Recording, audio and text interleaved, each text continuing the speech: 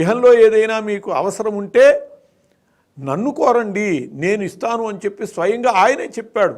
అటువంటి ఆయన్ని తగిన రీతిగా కోరలేకపోతే అది మన దురదృష్టం.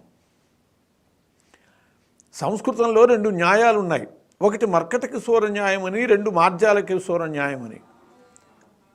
మార్జాల కిశోర న్యాయం అంటే పిల్లి తన పిల్లలని 7 గొంతులు తిప్పుతుంది, తానే పట్టుకు వెళుతుంది కానీ 7 గొంతులే తిప్పుతుంది. కోతి అలా కాదు, దాన్ని పట్టుకోవాలే కానీ పిల్ల సక్రమంగా పట్టుకుంటే అది కొండలెక్కిస్తుంది, నదులు దూకిస్తుంది, ఎంత దూరమైనా ఎంత ఎత్తుకైనా తీసుకువెళ్తుంది. అది ఆంజనేయ స్వామి తత్వం. కాబట్టి ఆయన కాళ్ళు మనం పట్టుకోగలిగామా మనల్ని ఎంత ఉన్నత స్థితికైనా తీసుకువెళ్తాడు. కాబట్టి ఎలా పట్టుకోవాలి, ఆయన అనుగ్రహాన్ని మనం ఎలా పొందాలి అనేటటువంటిది ఆలోచిస్తే ఆంజనేయ స్వామికి ఇష్టమైనటువంటివి ప్రదక్షిణాలు. ఒక్కొక్క దేవతకి ఒక్కొక్క ఇష్టమైనటువంటి విధానం ఉంటుంది. సూర్యుడికి నమస్కారం ఇష్టం, గణపతికి గుంజళ్ళు ఇష్టం. అట్లా ఒక్కొక్క దేవతకి ఒక్కొక్క పద్ధతులు ఉంటాయి. విష్ణువుకి భోగం ఇష్టం, శివుడికి అభిషేకం ఇష్టం, ఆంజనేయ స్వామికి ప్రదక్షిణాలు ఇష్టం.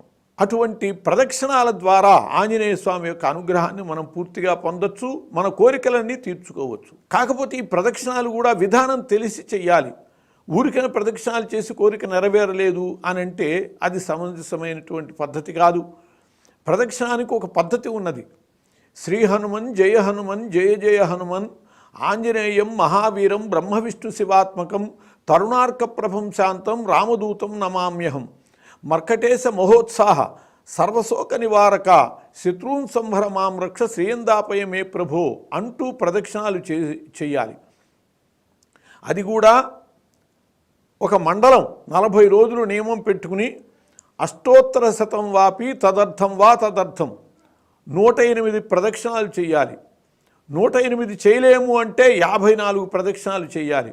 అది కూడా సాధ్యం కాని అనారోగ్యవంతులు 27 ప్రదక్షిణాలు చేయాలి. అలా చేస్తే ఆరోగ్యవంతులవుతారు, ఐశ్వర్యవంతులవుతారు, కోరిన కోరికలన్నీ తీరుతాయి. వివాహాదులు కూడా వాళ్ళు అనుకున్నటువంటి వాళ్ళతో జరిగేటటువంటి అవకాశం ఉన్నది. అలాంటి సంఘటనలు జరిగిన ఉన్నాయి, నిదర్శనాలు ఉన్నాయి.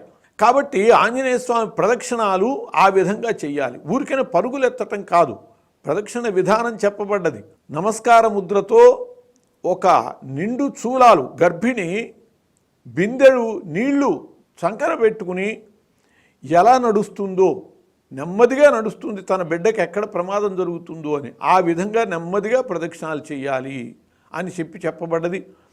అలా ప్రదక్షిణాలు చేసేటప్పుడు కొన్ని నియమాలు పాటించాలి.